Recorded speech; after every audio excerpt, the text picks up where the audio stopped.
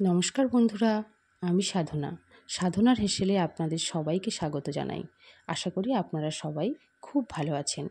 আজকে আমি আপনাদের সামনে চলে এসেছি গরম গরম ফুলকো লুচি এবং চিকেন কষার রেসিপি নিয়ে।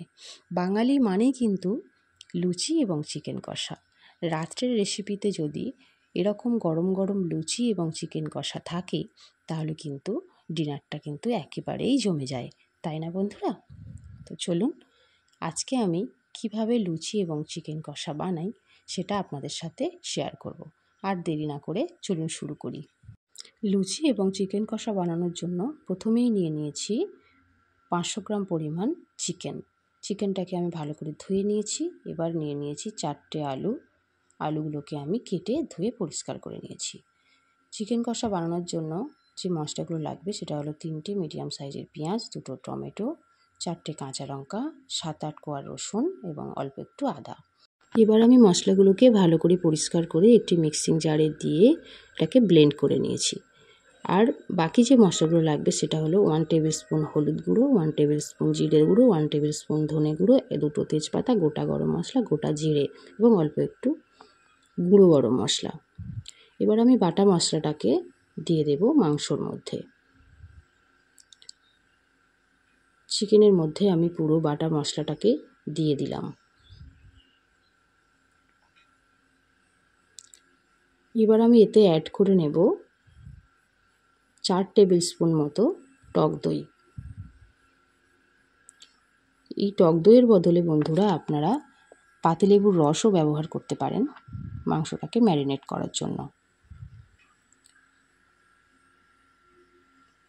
আমি টক দই ব্যবহার করেছি। টক দইটা আমি দিয়ে দিলাম। এবার আমি এতে দিয়ে দিলাম 4 টেবিল স্পুন মতো লবণ। তারপরে আমি একে একে অ্যাড করে নেব 1 টেবিল স্পুন মতো হলুদ গুঁড়ো। তারপরে দিয়ে দেব 1 টেবিল স্পুন মতো জিরে গুঁড়ো,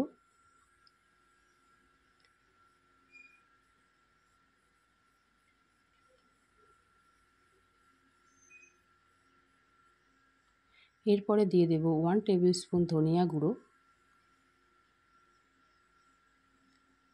এবং তারপর আমি অল্প একটু সর্ষের তেল অ্যাড করে নেব।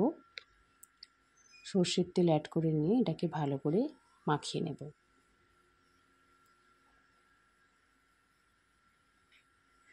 আমি ভালো করে চিকেনটাকে মাখিয়ে নিলাম। নিয়ে এটাকে আমি ঢাকনা দিয়ে 30 মিনিট মতো রেখে দেব। এবার আমি লুচি বানানোর জন্য ময়দাটাকে মেখে নেব। লুচি বানানোর জন্য আমি নিয়ে নিয়েছি 500 গ্রাম পরিমাণ ময়দা। তাতে দিয়ে দিয়েছি হাফ কাপ মতো সুজি লুচিটাকে নরম বানানোর জন্য, এবং দিয়ে দিয়েছি 1 চামচ মতো লবণ আর অল্প একটু সাদা তেল দিয়ে সবগুলোকে আমি ভালো করে এইভাবে মিশিয়ে নেব। সুন্দর করে কিন্তু তেলটাকে ময়দার সঙ্গে মিশিয়ে নেবেন। এইভাবে হাতে করে করে ভালো করে মিশিয়ে তেলটাকে কিন্তু ময়দার সঙ্গে মাখিয়ে নিতে হবে।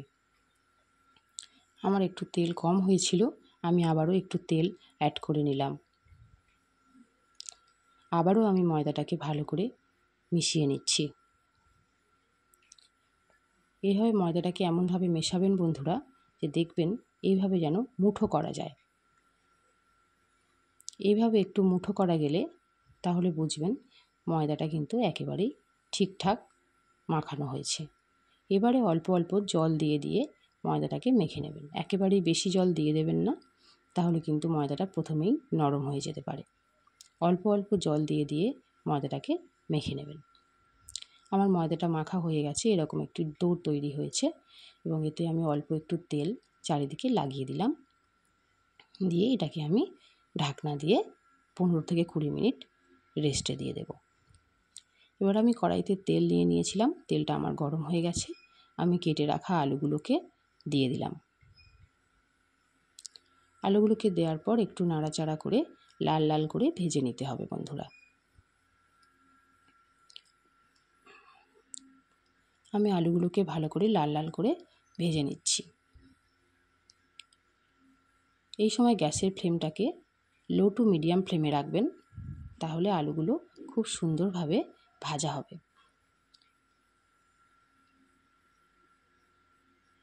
এইভাবে লাল লাল করে আলুগুলোকে ভেজে নিতে হবে এবং দেখবেন আলুগুলো যেন অল্প অল্প নরমও হয়ে আসে। এবার আমি ওভেনে আরেকটি কড়াই বসিয়ে দিয়েছি, তাতে আমি তেল দিয়ে দিয়েছি। তেলটা গরম হয়ে যাওয়ার পর আমি তাতে দিয়ে দিলাম 2টো তেজপাতা, অল্প একটু গোটা গরম মশলা ও হাফ চামচ মতো গোটা জিরে। এগুলোকে দেওয়ার পর একটু ভালো করে নাড়াচাড়া করে নিলাম। একটু ভাজা ভাজা হয়ে এলে আমি দিয়ে দিলাম আগে থেকে ম্যারিনেট করা মাংসটা।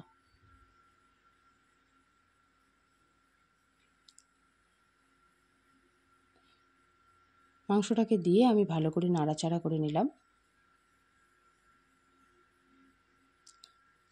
এবং একটু ঢাকা দিয়ে দিলাম। এরকম ঢাকা দিয়ে দিয়ে রান্না করলে বন্ধুরা রান্নার টেস্ট কিন্তু অসাধারণ হয়। এভাবে ঢাকা দিয়ে দিয়ে আমি এটাকে রান্না করে নেব। এবার আমি ঢাকনাটা খুললাম। দেখুন বন্ধুরা অনেকটা পরিমাণ জল কিন্তু কমে গেছে এবং মাংসটা অনেকটাই কষা কষা তৈরি হয়ে গেছে। এবার আমি দিয়ে দিলাম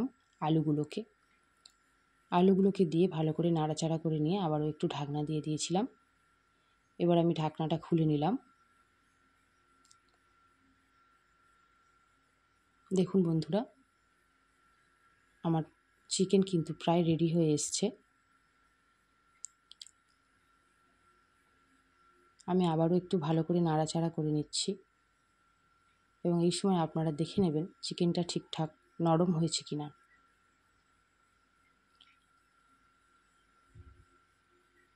আমি চেক করে নিয়েছি, আমার চিকেন কিন্তু নরম হয়ে গেছে। আমার চিকেন কষা প্রায় রেডি। এবার আমি এতে দিয়ে দেব অল্প একটু গরম মশলার গুঁড়ো। গরম মশলার গুঁড়ো দিয়ে আমি আবারও একটু ভালো করে নাড়াচাড়া করে নিলাম। আমার চিকেন কষা একেবারেই রেডি। এবারে আমি চলে আসছি লুচিটা ভাজার জন্য। তো আমি ঢেকে রাখা ময়দাটা খুলে নিলাম। খুলে নিয়ে আমি ওই ডোটা একটু ভালো করে চটকে নেব। তারপরে তার থেকে আমি ছোট ছোট লুচির আকারে লেচি কেটে নেব। আমি ছোট ছোট করে লেচিগুলোকে কেটে নিয়েছি এবং হাত দিয়ে ভালো করে গোল করে নিয়েছি। এবার আমি একে একে লুচিগুলোকে বেলে নেব। আমি এইভাবে লুচিগুলোকে বেলে নিচ্ছি।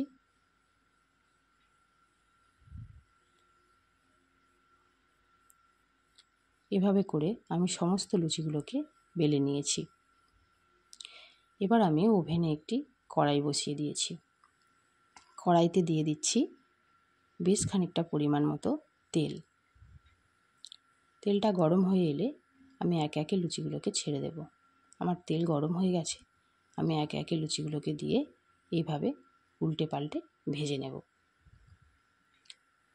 লুচিগুলো তেলের উপর দিয়ে কিন্তু আপনারা এইভাবে খুন্তিটাকে লুচির ওপর চাপবেন, তাহলে লুচি খুব ভালো ফুলবে।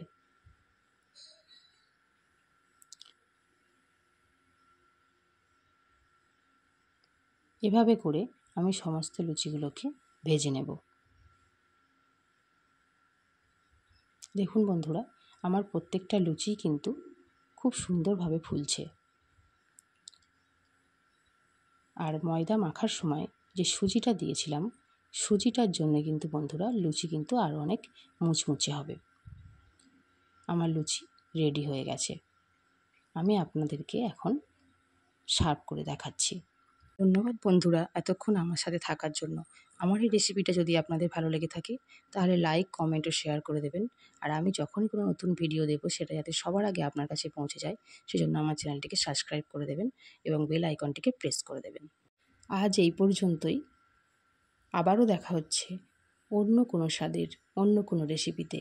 ততদিন আপনারা সবাই ভালো থাকবেন, সুস্থ থাকবেন।